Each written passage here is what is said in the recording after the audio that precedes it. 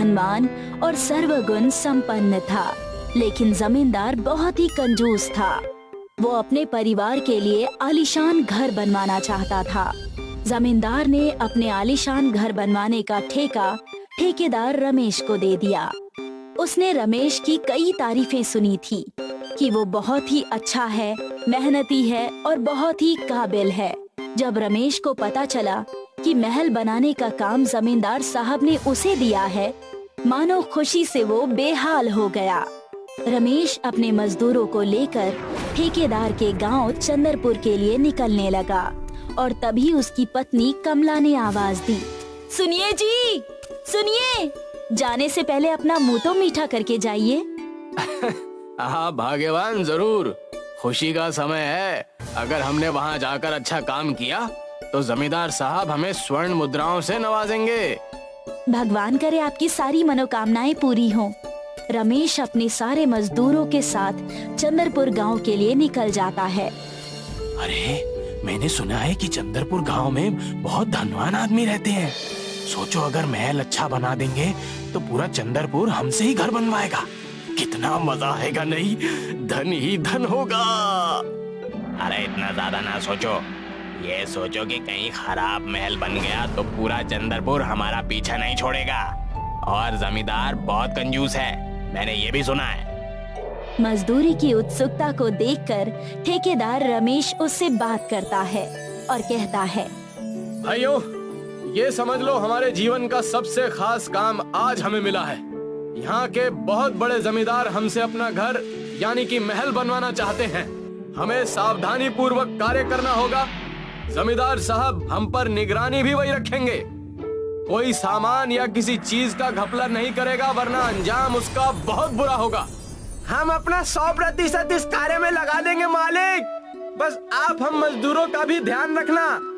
तुम सब उसकी चिंता मत करो। आप सबके रहने खाने का इंतजाम जमींदार साहब ने अच्छा करवा दिया है। कल से बस काम पर लग जाओ और जल्दी से महल तैयार कर दो। रमेश अपने मजदूरों को समझा ही रहा था कि वहाँ पर जमींदार साहब उन सब से मिलने खुद ही आ गए। क्यों ठेकेदार साहब, कैसा लगा हमारा गांव? चंदरपुर का पानी पसंद आया कि नहीं? सब कुशल मंगल है हुजूर। मैं बस अपने मजदूरों को समझा रहा था कि काम कैसे करें। मजदूरों से याद आया, आप सभी का हमने रहने का पूरा इंतजाम कर दिया है। आप बस जल्दी से हमारा महल बनाकर हमें दे दीजिए। मैंने बहुत सुना है आपके मजदूरों की कारीगरी और ईमानदारी के बारे में। उसी वक्त रमेश अपने मजदूरों को कारीगरी की सलाह देने लगता है और कहता है, हम सबको बहुत बारीकी से काम करना होगा। जमींदार बहुत कंजूस है। अरे मालिक, हमने भी सुना है जमींदार साहब सिर्फ उतना ही सामान मंगवाते हैं जितना उन्हें काम हो। हाँ, पिछली बार चंदरपुर में इन्होंने अपने पुराने घर की मरम्मत कराई थी। उसमें रेती और बालू कम होने से इन्होंने मिट्टी डलवा दी। ठेकेदार साहब, मुझे तो अभी से अनहोनी का डर लग रहा है। कहीं हमसे कुछ गड़बड़ ना हो जाए। अरे काम शुरू होने से पहले तुम सब अनर्थ बातें कर रहे हो। सब अच्छा होगा, भगवान हमारे साथ है। लगन और मेहनत से सारा काम करो, चलो। रमेश और मजदूरों की चिंता देखकर जमींदार ने कहा, चिंता की कोई बात नहीं है। महल का सारा सामान हमने पहले ही मंगवा लिया है। महल बस आप आलीशान बनाइए, ठीक है? रमेश और मजदूर जमींदार साहब की बात सुनकर महल का काम करने की तैयारी शुरू कर देते हैं। दूसरे दिन सारे मजदूर काम पर लग जाते हैं। तब रमेश जमींदार साहब के पास जाकर महल बनाने के सामान की पर्ची उन्हें देता है। जमींदार साहब, बस कुछ पेश कीमती पत्थरों की कमी है। इन्हें बस आप मंगवा लीजिए, हमारा सब काम पूरा हो जाएगा। जरूर ठेकेदार जी, जरूर। महल में कोई कमी नहीं होनी चाहिए। पत्थरों का इंतजाम करवा देता हूँ अभी। जमींदार से पर्ची लेकर नौकर पेश कीमती पत्थर लाने चला जाता है। नौकर के पत्थर लाने तक सारे मजदूर ठेकेदार से बात करते हैं। अरे बाप रे, महल इस पेश कीमती पत्थर से बनेगा? बहुत महंगा पत्थर है ये। हमें सावधानी बरतनी होगी। हम सबको सावधानी से काम करना होगा। कुछ भी यहाँ वहाँ हुआ तो मामला बिगड़ जाएगा। कुछ ही समय बाद नौकर पेशकीमती पत्थर लेकर वहाँ आ जाता है। अगर मैंने इस बेशकीमती पत्थर से घर बना लिया तो पूरा शहर मेरी तारीफ करेगा और मुझे और मेरे मजदूरों को और काम मिलेगा। रमेश उन कीमती पत्थरों को काम के जगह पर रखवा देता है और मजदूरों को आराम करने के लिए कहता है। शाम हो चुकी है, आज आप सब आराम कीजिए। कल सुबह उठकर इन कीमती पत्थरों से महल का काम शुरू करेंगे। पूरे गांव में कीमती पत्थर होने की वजह से चोरों को उनका पता चल जाता है और सारे चोर उन पत्थरों को गायब कर देते हैं। सुबह रमेश और उनके मजदूर काम की जगह पर जाकर देखते हैं और कहते हैं, उस्ताद, जमींदार साहब ने अभी तक एक भी पत्थर का इंतजाम नहीं किया है। सारे मजदूर कब से पत्थर का इंतजार कर रहे हैं। कृपा करके हमें बताइए, बिना पत्थर के सारा काम रुका हुआ है। अरे पत्थर तो रात को ही उनके नौकर ने मंगवा लिया था। मैंने खुद अपनी आंखों से देखा था। लगता है कीमती होने के कारण उन्होंने कहीं और रखवा दिए। मैं अभी उनसे पूछ कर आता हूँ। ठेकेदार रमेश तुरंत जमींदार के घर चला जाता है। जमींदार उस वक्त अपने घर में आराम फरमा रहा होता है। जमींदार साहब, अभी तक मुझे और मेरे मजदूरों को पत्थर नहीं मिला। आपने कहा था कि आप इंतजाम कर देंगे। महल का कार्य रुका हुआ है। अरे लेकिन मैंने तो कल ही पत्थरों का इंतजाम कर दिया था। पर्ची मैंने तुरंत हमारे घर के नौकर को दी थी।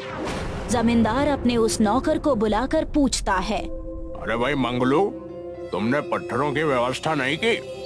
मालिक, आपके बोलने पर मैंने सारी व्यवस्था कर दी। पत्थर रात को ही महल के कार्य वाली जगह पर रखवा दिए गए थे। अरे तो उस जगह दिखाई क्यों नहीं दे रहे? जमीन निकल गई या आसमान खा लिया? ये सब होने के बाद रमेश और जमींदार दोनों मजदूरों के पास जा पहुँचे। जमींदार और रमेश ने वहाँ जाकर देखा तो उन्हें दूर दूर तक कोई पत्थर नजर नहीं आया। अरे ठेकेदार, ये क्या कर दिया तुमने? जरूर इसमें तुम्हारा और तुम्हारे मजदूरों का हाथ है। मालिक, हम गरीब जरूर हैं पर हमने चोरी नहीं की। हम कहाँ से लाएंगे कीमती पत्थर? हम सबके पास उतने पैसे भी नहीं हैं। ये सब तुम्हारी जिम्मेदारी है। कहीं से भी पत्थर लेकर आओ, लेकिन मेरा आलीशान महल तैयार करो, वरना मैं हर जगह खबर फैला दूंगा कि तुम और तुम्हारे मजदूर चोर हो। कोई काम नहीं देगा तुम्हें। ठेकेदार निराश होकर अकेले जंगल की ओर निकल गया, ये सोचते हुए कि अब वो क्या करेगा, पत्थर कहाँ से लाएगा। मुझ पर भगवान ये कैसी विपदा आ गई है। कुछ तो रास्ता दिखाइए भगवान। ठेकेदार निराश होकर एक जंगल की तरफ चला गया। वहाँ उसे एक बड़ा सा बगीचा नजर आया। ठेकेदार ने वहाँ जाकर एक पेड़ देखा। वहाँ पर लिखा हुआ था, सच्चे दिल से अपनी एक मनोकामना मांगो, वो जरूर पूरी होगी। रमेश ने मनोकामना मांगी।